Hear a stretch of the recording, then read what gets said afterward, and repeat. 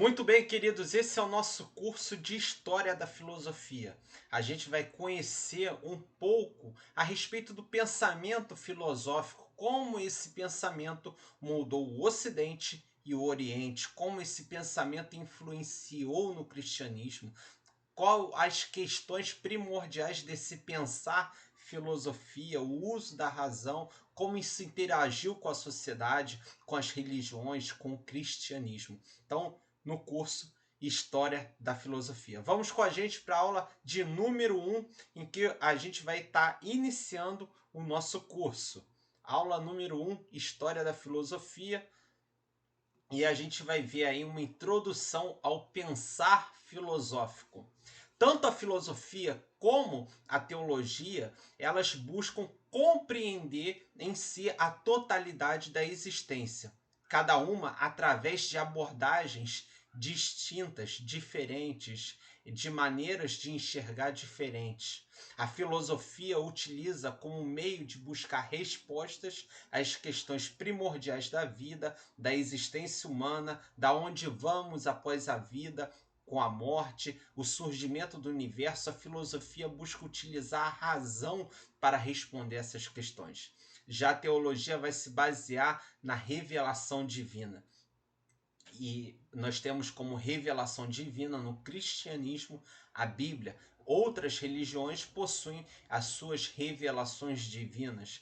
Os pensadores antigos, eles sustentavam que, apesar das diferenças nos métodos da teologia e da filosofia, ambas constituem essencialmente a busca pelo conhecimento, buscar um conhecimento verdadeiro, um conhecimento racional, um conhecimento que venha trazer respostas àquelas perguntas tão profundas em que nós nos debruçamos muitas das vezes e que pensadores da antiguidade já vinham formulando essas perguntas e buscando essas respostas.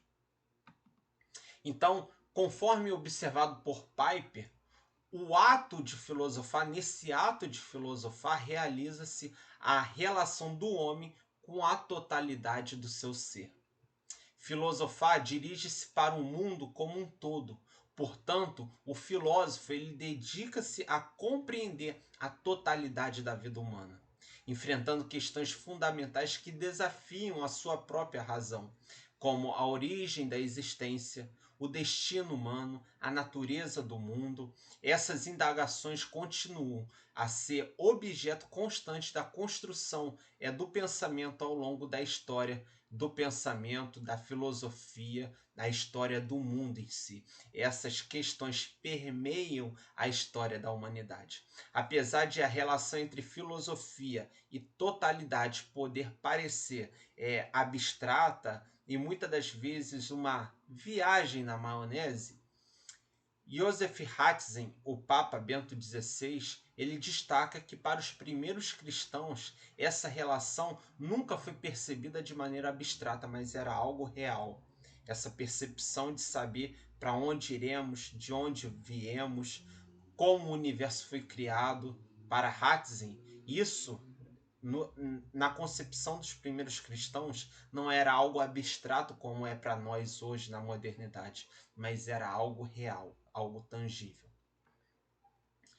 Voltaire ele é um francês, ele é um pensador do período iluminista, ele vive de 1694 a 1778, ele é um filósofo, escritor desse período iluminista, ele defende também nos seus escritos a liberdade religiosa e ele fala o seguinte: um pouco de filosofia inclina o homem para o ateísmo.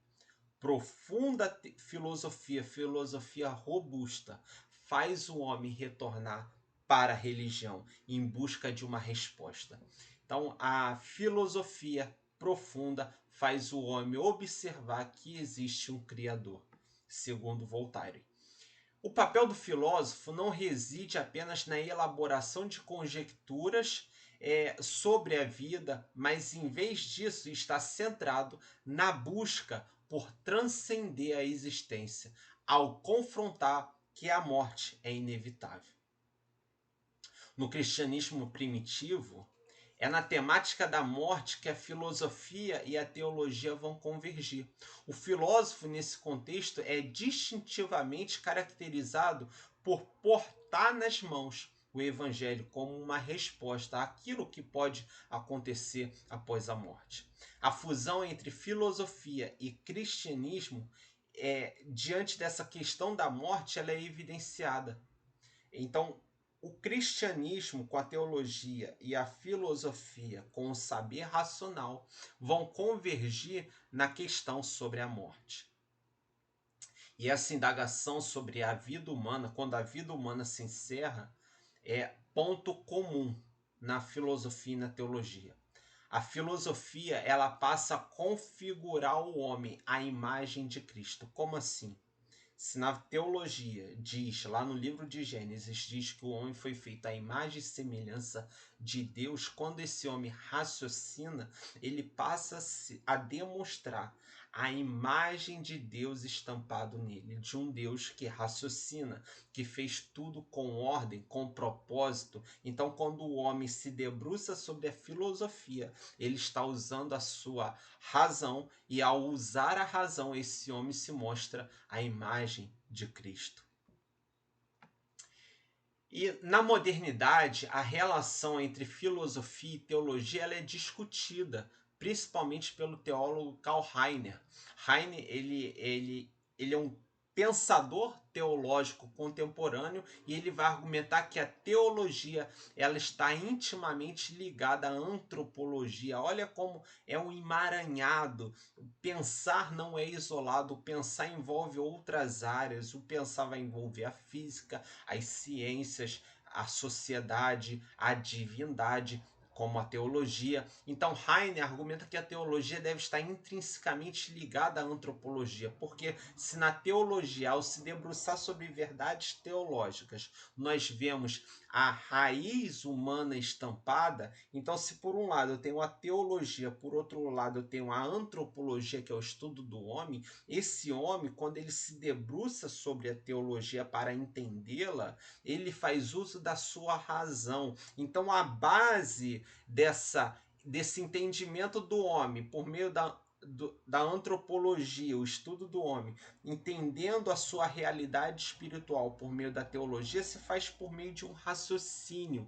E a base desse raciocínio é o pensar filosófico, é a razão. O homem não pode entender a sua real necessidade de uma divindade se não utilizar a razão, a filosofia. Então, a filosofia, o pensar, é a base para o homem, na ciência antropológica, entender o homem na ciência antropológica, entender a sua realidade teológica evidenciada por meio das diversas religiões que têm concepções diferentes. Então, se por um lado nós temos o homem tentando entender uma divindade, que ao nome disso é dado a ciência da teologia, esse homem que tenta entender se faz sobre a base da filosofia. Isaac Newton, ele vai falar o seguinte: a verdadeira filosofia nada mais é do que o estudo da morte, porque filosofia e teologia convergem nesse assunto. Isaac Newton, ele é um físico matemático inglês, ele vive de 1643 a 1727. Ele vai trazer bases, contribuições fundamentais para a física clássica e para a matemática. Ele é considerado uma das figuras mais influentes na história da ciência. Então, Isaac Newton ele é aquele que vai observar a maçã caindo e ele vai formular sobre a teoria da gravidade, que existe uma força que puxa os objetos para baixo, para o centro da Terra, que é a força gravitacional. E ele vai falar acerca da filosofia, que nada mais é do que o estudo acerca da morte. As principais contribuições de Isaac Newton, talvez uma das principais contribuições é Princípios Matemáticos da Filosofia Natural, publicado em 1687. E esse cerne da questão que a verdadeira filosofia se debruça sobre a morte, essa abordagem de Isaac Newton reside na compreensão de que o ser humano, em sua existência embasada na filosofia, para a partir daí contemplar e discorrer sobre Deus, como manifestação da confissão de fé cristã. Ou seja, o homem tenta entender Deus e a filosofia tem o seu ponto de contato na teologia quando se debruça ao entendimento da morte, ao entendimento de uma divindade. Porque quando nós nos deparamos com um semelhante a nós que faleceu, que morreu, nós pensamos intuitivamente para onde será que ele foi? E aí é o ponto de contato entre a teologia e a filosofia. E se debruçar sobre essa questão é a verdadeira filosofia, segundo Isaac Newton, que vai ser o ponto de contato para verdades teológicas. E essa manifestação desse pensamento, dessa reflexão e busca por essas respostas vai se dar na fé cristã, vai se dar muito mais forte na fé cristã. Paulo Sérgio, ao destacar Heiner, que ele diz que a teologia tem como preocupação fundamental a eficácia a filosofia tem como preocupação fundamental a eficácia na produção teológica, considerando a filosofia como um parceiro íntimo, intrínseco à própria ciência teológica. Se a teologia vai buscar a preocupação fundamental em construir verdades essenciais para a vida humana, a teologia vai utilizar de maneira íntima, sólida, princípios filosóficos, o discorrer da razão para entender verdades tão essenciais. Eu sei que parece um pouco profundo para uma aula introdutória, mas a grande verdade e grandes pensadores já pensavam isso, como Isaac Newton, que se por um lado a verdadeira filosofia pensa acerca da morte, a teologia vai suprir nessa questão esse ponto. Para onde o ser humano vai? Nós temos na Bíblia Jesus relatando a parábola, e eu acredito não ser uma palavra, mas um fato real que é contado como uma história, a parábola do rico e do Lázaro. O rico ele morre e ele vai para um lugar de tormento, e Lázaro vai para o seio de Abraão. Então nós vemos aí o pensar filosófico. Para onde essa pessoa foi depois que morreu? O pensar filosófico sendo complementado por meio da teologia com base bíblica na fé cristã. Então, nós não podemos desassociar o pensar filosófico racional do pensar teológico. A teologia vai usar de maneira intrínseca a filosofia. Nos últimos tempos, tanto a filosofia como a teologia têm enfrentado um declínio atribuído a uma problemática conceitual que separa a vida moral do teólogo e do filósofo de seus pensamentos. Embora haja uma proliferação de produções teológicas e filosóficas, discussões e propostas, o mundo parece permanecer essencialmente inalterado, porque nós passamos por guerras e continuamos nos envolvendo em guerras, e é um exemplo claro. O egoísmo numa sociedade é um exemplo claro. Se, por um lado, no campo das ideias, a filosofia e a teologia avançam, na prática não é bem assim. Na filosofia fala-se abundantemente sobre ética, e nós passamos por uma crise ética. Na teologia nós temos a preocupação com os pobres, e continua ainda essa demanda social, essa desigualdade social nas nossas cidades, municípios.